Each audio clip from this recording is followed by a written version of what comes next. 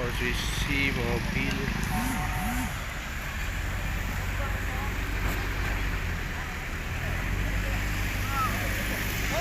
Terlihat ringsek. Untuk korban jiwa kita tidak mengetahui.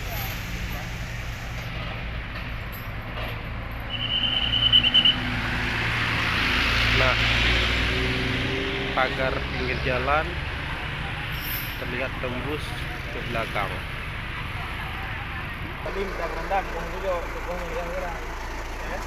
Tembus semeter lebih. Hah?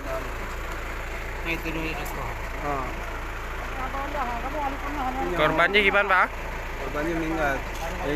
Yang ini meninggal. Inong mbak terluka itu. Yang perempuan meninggal dunia. Mana yang ada pes?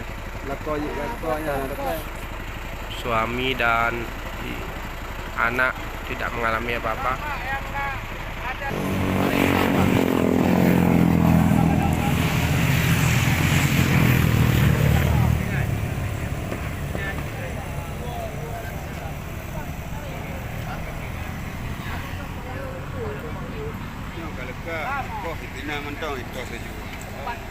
Ini mobil setelah diderek mundur.